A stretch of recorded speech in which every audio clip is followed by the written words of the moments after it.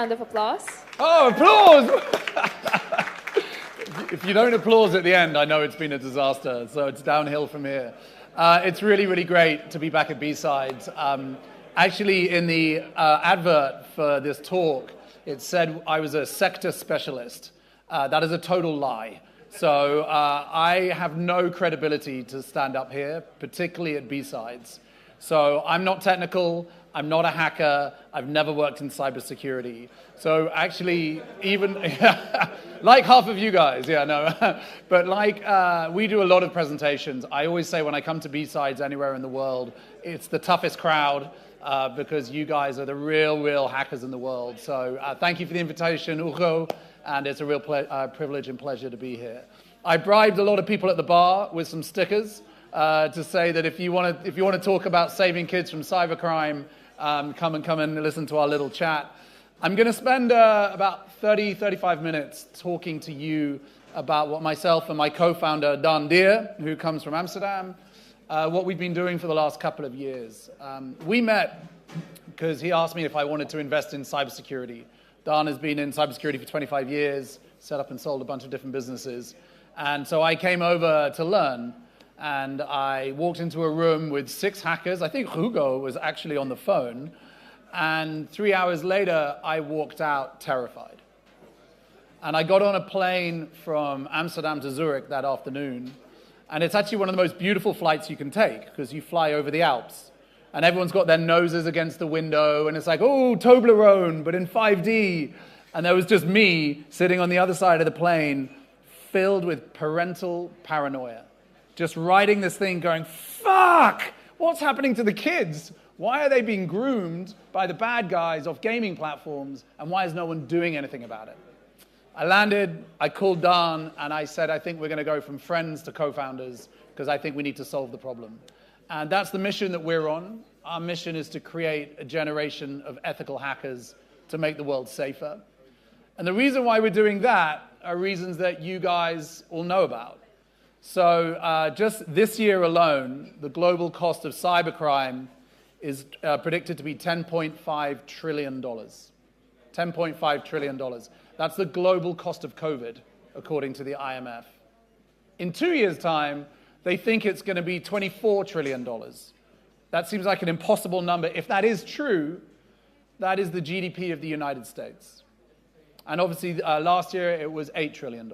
So we know that the rise of cybercrime is a real problem. But I think what's really, really scary is who are the bad guys. And of course, we all talk about Iran and Russia and China and North Korea, and all of that is true. And we also talk about the organized cyber gangs out of South America, South Asia, Eastern Europe, and Africa. Also, that is true. But what the data shows is that the vast majority of the people committing the crime are children. In fact, Europol published a report where they interviewed 14,000 teenagers across Europe and the UK. 69% of them have committed a cybercrime or a gross cyber misdemeanor. 69%. The FBI, who sit on our advisory board, will tell you that the average age of someone that they arrest for serious crime is 37 years old. But the average age of someone they arrest for cybercrime is 19 years old. And in fact, if you just look at the media, you can see that it's a really big social issue. None of these stories are new to you guys. But for example, the guy who was arrested as the head of Lapsus, I'm not sure anyone really believes he was the head of Lapsus, was an 18-year-old autistic kid from Oxford in the UK. The Marks and Spencers and Co-op and Harrods, which are the biggest retailers in the UK, they were hacked about 4 months ago. It cost $1 billion of enterprise value. The 4 people arrested for that hack by the National Crime Agency were 17 years old, 19 years old, and 2 20-year-olds. The hack on the government ministries in The Hague just a month ago was run by 2 Dutch teenagers who were recruited by Russian intelligence off Telegram. So what you're seeing is the age profile of the cyber criminal gangs today is increasingly young.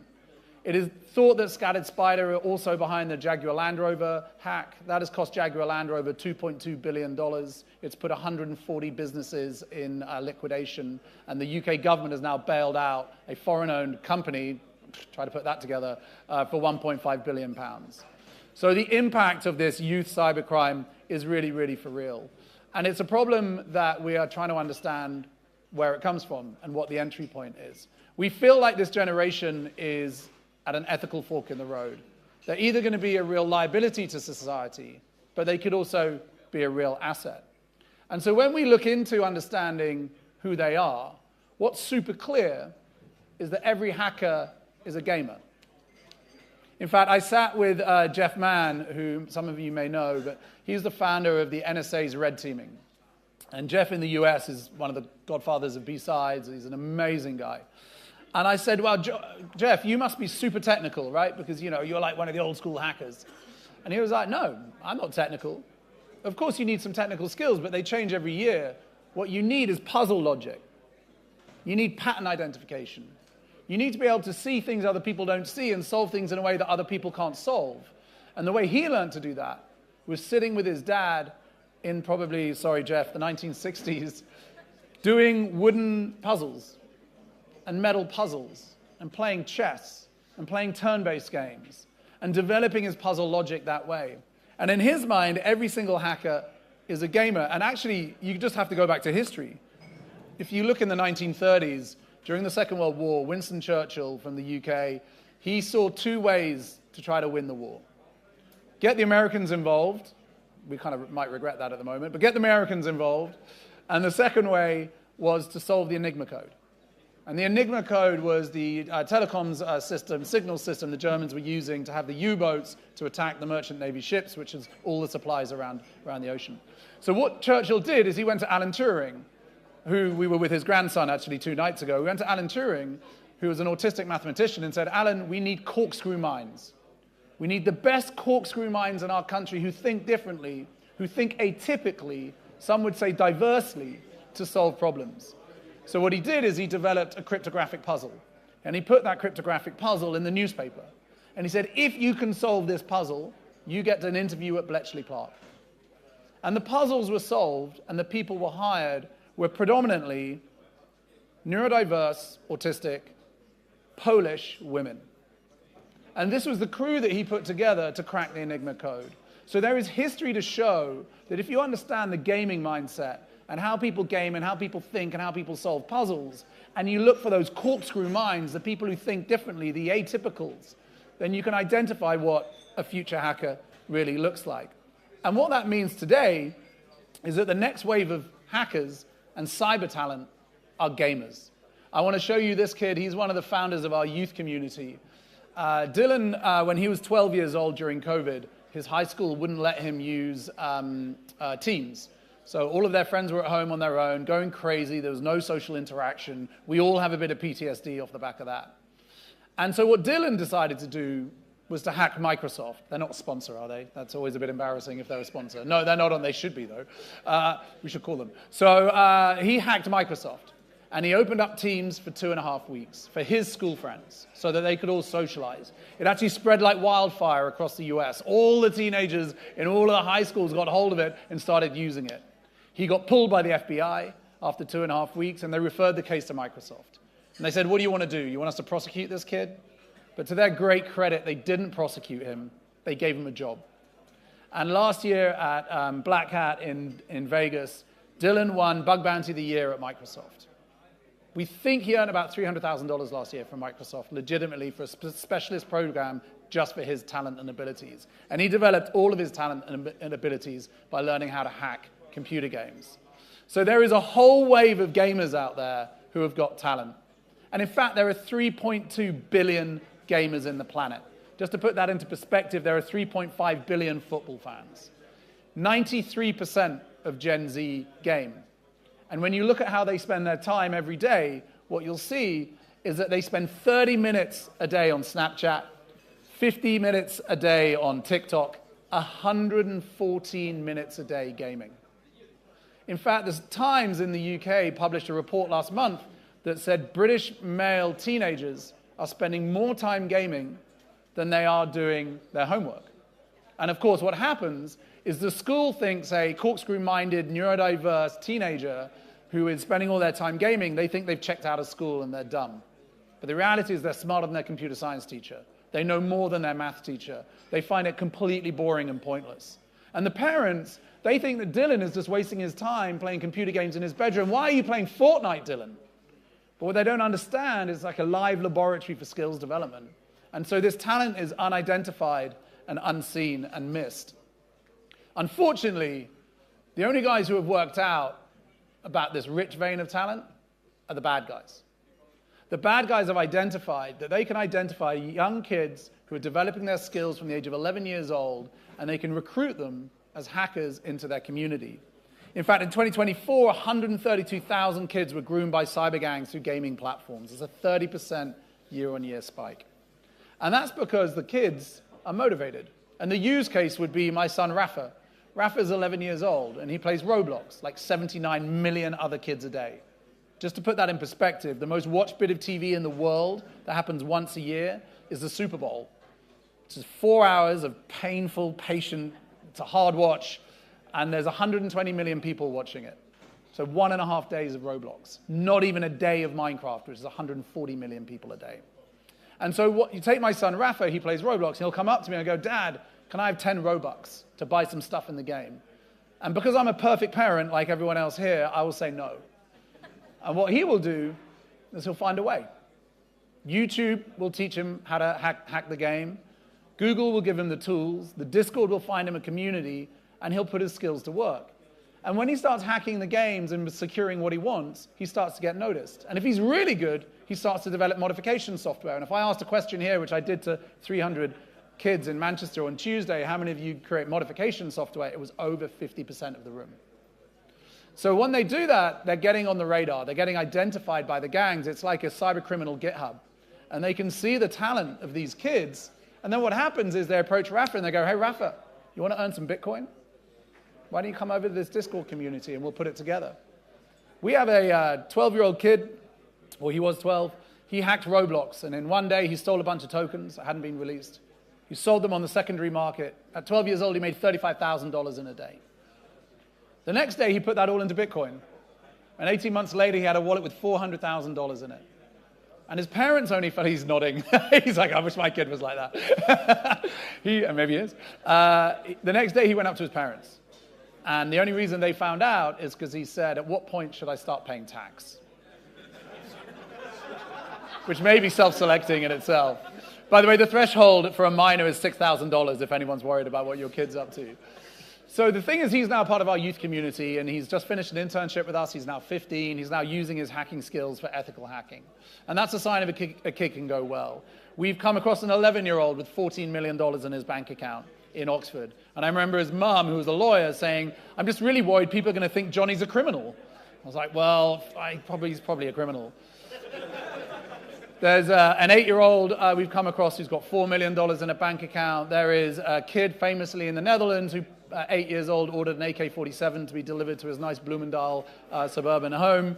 So the reality is, and you guys will know that story already. So the reality is these kids are super highly active. So how do we help them? How do we direct them away from this journey? This journey is actually developed by the National Crime Agency in the UK and done the Politie Techniek, is that how I say it? Politie, the high-tech crime unit in the Netherlands. The Dutch are actually top 3 in the world for policing cybercrime. That's partly because you also have the top 3 cybercriminals in the world. But you have amazing talent. Floor Janssen, Wouter, these guys, the police force are really amazing. They developed this view of the cybercriminal pathway. So kids basically start gaming on platforms, on tablets, very young. If you go to your local pizza restaurant, you'll see the kids are like face planted at 5 years old into the iPad. When I was their age, I was just face planted into the pasta, but they've kind of moved on. And they develop into playing challenging and strategic games, and that's fine. Then they start to choose which kind of games are really interested in, and that tells you a lot about a kid. If you play EVE Online, you're into really long-term strategic games. If you're playing Call of Duty, you're into games which you can blow shit up. But they all tell you a little bit about your character type. Then, of course, they start getting rewarded. When they're getting rewarded, it feels tangible. And these kids are winners, right? They're really good. They're often neurodiverse and autistic. They're better than the neurotypical idiots like me. And so they really get rewarded fast. And that's when they start to think, wow, this is great. And then they start getting scammed. You can speak to any single kid. Have you been hacked or scammed on Roblox? Have you been hacked or scammed on Minecraft? It's a uniform 100% yes. And right now, it's brain rots and 6-7 chaos is exactly where it's all happening. And the interesting thing is, once you get scammed, you want to know how to scam. And that's the road that leads you into the hacking chat rooms and then into the dark web. I'll give you a life story of that. One of our community members is called Ricky Schumacher. He was an American, he's not your atypical actually, he was an American baseball star. 15 years old, he was top 10 in America at baseball. He was on a pathway to a college scholarship and then ultimately into the MLB. And he was playing Halo, and he got cut off. You know, he got doxed or DDoSed by his competitor. He got kicked out of the tournament, and he was furious. He was so mad. So what he did is he went online to find out how he did it. He's a bright kid, so he found out how to do it, and he worked out that you could hack into someone's account and sever their connectivity. So he started doing it.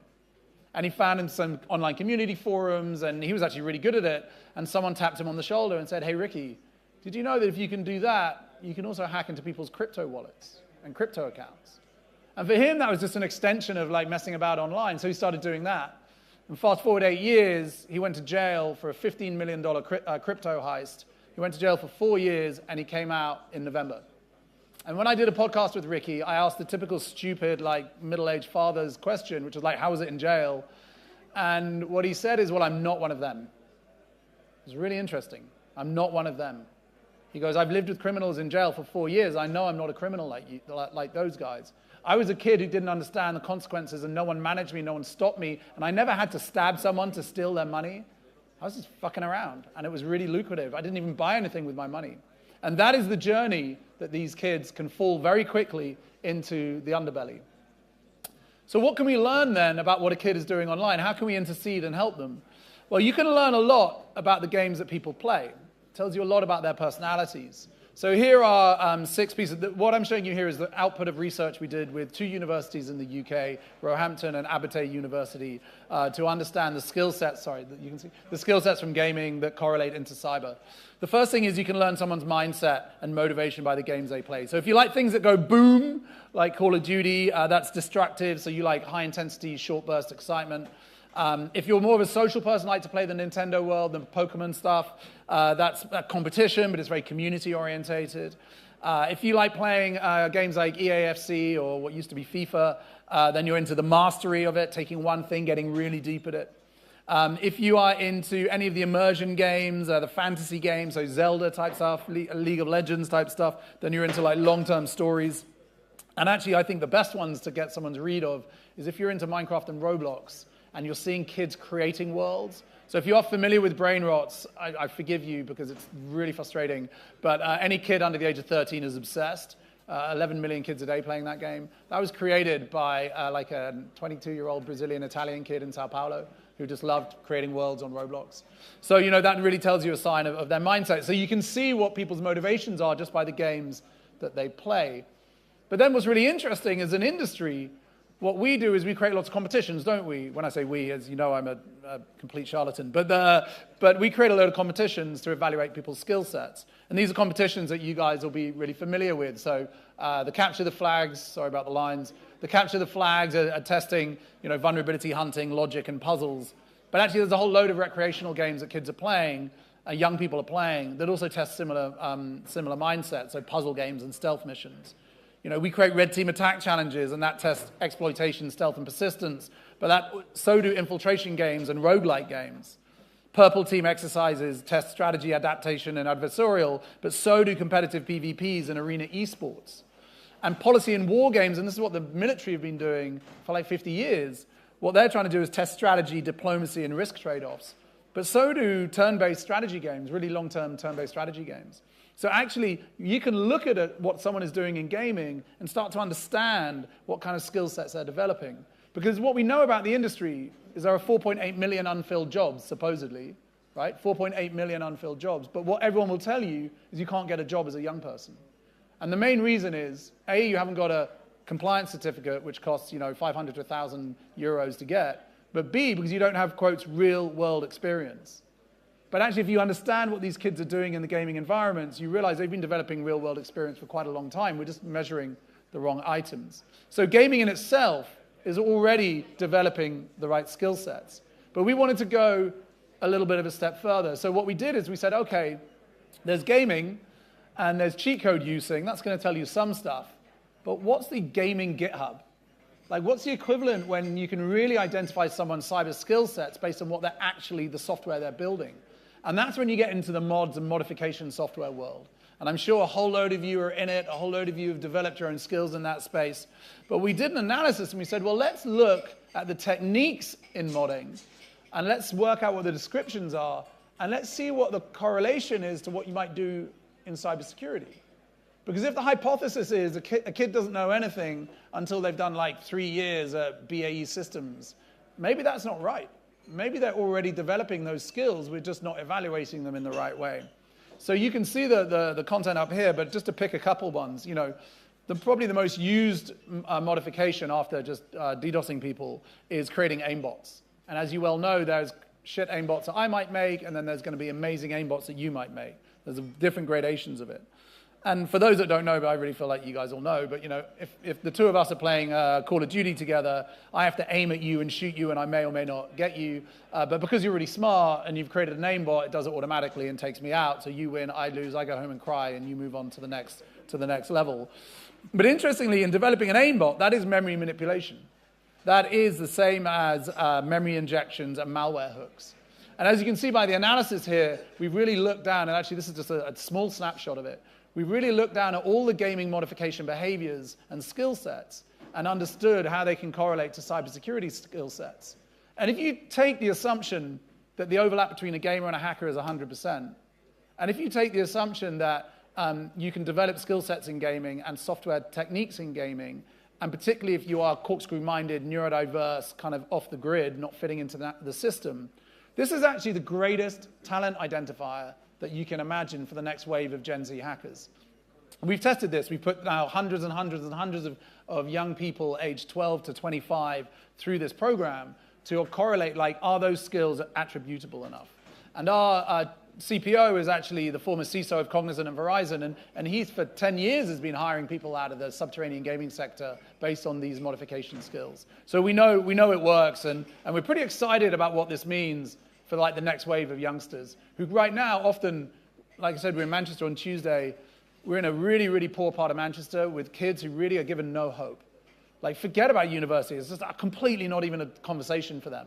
Maybe it's getting to 16, possibly an apprenticeship. The only thing the thing they really do in their lives is gaming and walking the streets. The schools can't help them. The parents are often doing shift work, so they don't have time for the kids. The kids think there is no option. But when we sit there and put them through an evaluation and say, hey, look, holy shoot, you've got amazing skills here that you think you're just doing on Call of Duty aimbot creations and making your £500 a month and selling your modification software. Actually, you've got great potential. And that's where you see their eyes light up and you see that there's a new pathway for them for having legitimate jobs. And if you buy the theory, then actually the scale of this is insane, right? 3.2 billion gamers. If we could get 1%, if we can find 1% of that community who are creating modification software, are cheating really, really well, and have developed their skills, we're talking about a potential workforce of 32 million. 32 million. There's 4.8 million unfilled jobs at the moment. And the problem is no one's talking to them. No one's talking to them at the moment. The issue is this, is that the industry is this old guy over here. The industry is this guy going, oh, hey, you got to go to university, and you got to have government compliance certificates, and you got to do 1 billion years work experience as a SOC analyst. And if you're still breathing, maybe we'll give you an entry-level job. And guess what? It's not working because the companies are getting hacked every day. It's a shit show out there. The best talent that make it through that system are so resilient and have had moments of fortune. But there's an amazing set of talent that is not even entering that system. We had Bia Skylab. She's one of the founders of our youth community. She created the Girls Who Hack platform when she was 11. It's a safe space for female hackers. She's now 18. And I was in America with her, and there was a room full of like balding, middle-aged, white male consultants. And But they were ugly, and you are, yeah, that's true. Yeah, no. And they were being very like boomer about the whole thing. And they were like, we haven't got a problem with talent.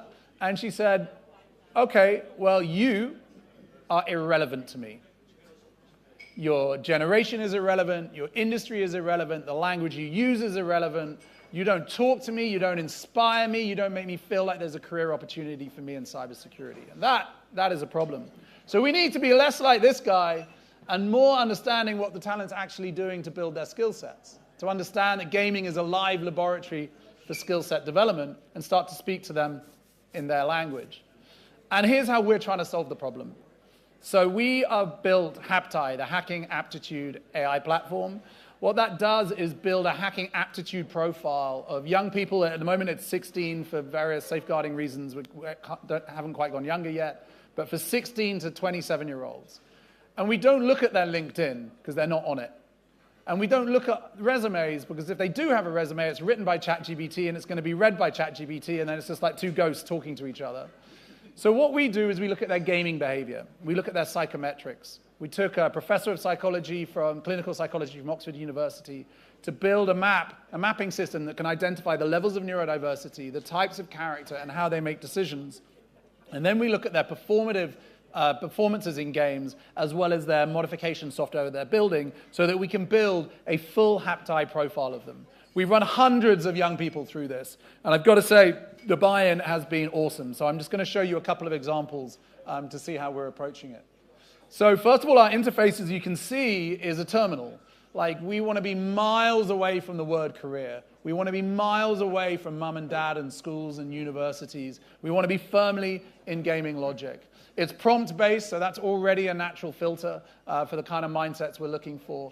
And what we're doing is we're saying, hey, at the top, you're going to see here 9 personas. These are 9 personas that are clinically, psychologically put together for the type of hacker that you might be.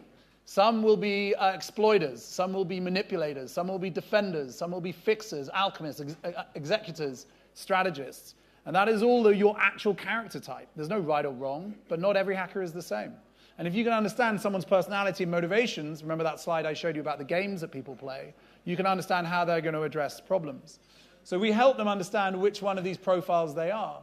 And then here you can see their progress through our platform, the games that they've uploaded, the projects that they've done, and the challenges that they've gone through. So they can see their progress as they build their hacking aptitude profile. And here's all the journey that we take them through. It's all prompt-based. And this is the bit that they get really excited about. It's so cool when you put this in front of teens and you're like, pick your games. Which games are you playing? We've now profiled about 170 of the most popular games in the world, but up to really like obscure ones as well as the ones that are kind of AAA Hollywood-produced game by game studios. And what they do is they select their game. They select the game that they play, and already that is predispositioning them for us to understand what kind of mind they are. And once they've selected their game, we start to ask them questions here about how they play the game. So in this case, Cara has said she's playing Fortnite. So we say, do you prefer playing in a team or do you prefer playing solo? And she goes, well, I really like playing team mode. Okay, that's already a decision. And then we go, for both Fortnite and Valorant, what role do you enjoy playing on the team and why? And she responds, I like playing support, offering suppressive fire from a distance and monitoring the field to gather information. She's probably not going to write that exact language, but I appreciate it. But you get the point. And so now we know that she's someone in the support staff. She's not someone who's running off fully aggressive. And then we go, do you prefer playing offensive or defensive? And she goes, well, I don't really know. And she goes, that's okay. And all of this is building a psychographic model of the kind of mindset that she has. And then we go into the bit that we thought they wouldn't answer. Hey, do you cheat? Are you a cheater? Oh my God. When I was playing Monopoly as a kid, we all accused each other of cheating. We never cheated. No, not me. The money? No, I didn't steal that from the bank. These guys cannot wait to tell you what they're doing cheating. They think that's a bone of like a moment of pride. And so we asked them, here, you can see, have you ever made a mod for a game, yes or no? Have you ever cheated at a video game? Have you ever created a X cheat for a game? Do you consider yourself a speedrunner? A really big telltale sign. Have you ever used a mod? So what happens is they start answering these questions, and we're building a psychographic profile of them. And then we ask them to upload any vulnerability disclosures or any modification softwares. It's like the GitHub bit, so we can assess it. And then this is where it becomes really cool. Then they see their profile. Their profile as a teen gamer with potential skills for the future, not their profile as a school graduate ticking all the boxes of why they learned medieval history that no one cares about. So what you have here is, in this case, this individual has got 3 lead characteristics. Executor, supported by being core and defender. That's her profile. So the executor highlights their ability to thrive in high-pressure scenarios. That's why she was playing Fortnite. She makes swift decisions and maintains control against chaos. So you know what kind of environment that she's going to thrive in. The summary here is that she is then down here what you'll see is a map. If anyone's played FIFA or International Superstar Soccer, ISS, you'll really recognize this mapping of behaviors, but we've mapped it against cognitive, behavioral, human, social, and technical. So we're using the language that she understands and mapping how her character looks at. And then we go, well, let's look at your aptitudes. Well, you're really strong at systems thinking and improvisation. You're pretty good at crisis decision-making, adversarial simulation, and pattern recognition. But here's like what you suck at. So like, don't apply for a career where you're going to have to use protocol tinkering, curiosity, tribe dynamics awareness, continuous tinkering, or anomaly spotting. I actually don't even understand half of those things. But what you're doing is you're building a picture for her of what world she's going to suit in, and then you can give her the summary. The candidate's profile is characterized by a strong alignment with the executive persona, excelling in systems thinking and improvisation, which are crucial for navigating complex and high-stakes environments. Their cognitive strengths are complemented by behavioral adaptability, making them a versatile and effective operator in dynamic scenarios. So we're helping them understand their own profile. And that then enables us to say, well, hey, this is the kind of stuff in cyber that you can do. First of all, they never even heard of cyber. Remember, it's irrelevant to them. But what we're doing is helping them map their career path. So in this case, we're saying, hey, you're most suited to be a red team operator and a SOC analyst and an incident response handler. So here is a career path that you can have based on your gaming behaviors. But by the way, you would be the worst cybersecurity analyst. Do not apply for that job. You will not enjoy it. You'll be mid to low capable as a social engineering pen tester, and you'd be okay as a DevSops engineer. But this is where your persona and your skill sets are well suited for. And then we can start to map you for what roles are that you would apply and what your dimensions are. So this is the role, and then this is your personality match. So that ultimately this candidate can start to see that there is a career path for them based on what they've done in gaming and modding and hacking. So, and then we break it all down. So this product, at the moment, is being rolled out across the UK, across Saudi Arabia, across the Balkans. We have 20,000 kids running through it in the UK right now, 42,000 in Saudi Arabia. It should be about 50,000 in the Balkans. Going through the schools, through the governments, trying to capture particularly the kind of the part of society that doesn't have a pathway. You know, not the kind of affluent middle-class kid who lives in Bloomingdale who's going to go to the UVA. You know, they've got a path, probably. You know, but what about the ones who don't? And that's why the governments are taking it through into their platforms. So I guess the question is, how do you get them to think it's cool? How do we engage them? What we know is that you can't talk to this generation like a parent or a school or law enforcement or a government or, to be honest, most cybersecurity companies. You have to speak to them in the language that they understand. Popular culture, content, social media, influencer, competition, gaming, esports. So we have a full media ecosystem. We're so happy to be participating in so many B-sides. That's been such an awesome experience every time. Beer is the chairwoman of the DEF CON Next Gen workstream, so we get loads of brilliant young talent coming through DEF CON. In the UK, we have the Cyber First program. It's a government-funded program to identify hackers at the age of 14 and sponsor them through high school, college, and university. We have our own social media guys, so our young hackers make content all the time. I'm not allowed to see it. They just publish it. They do it on the iPhone. There's no money. The last one, I think earlier this week, got 3 million views. I don't understand any of it. But that is about Gen Z talking to Gen Z in the language they understand, demystifying cyber and taking the piss out of the middle-aged white guy, which actually they did the other day. I didn't realize that. They put in... When I grew up, we used to gather around music festivals. When I lived in Amsterdam, we still did that as like middle-aged people, hey Don.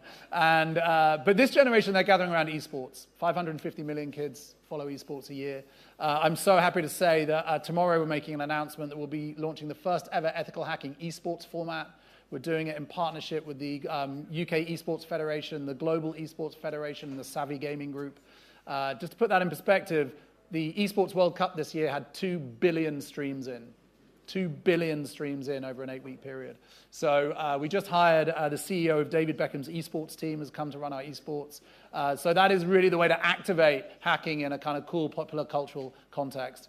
And then we have a load of, can't talk too much about it, but kind of TV shows and films and stuff coming out to create a popular cultural narrative about ethical hacking, make it cool and aspirational instead of making it always seen as criminal. For you guys here, there's a bunch of our Virtue members already. Hugo is a member. Thanks, Hugo. We love that.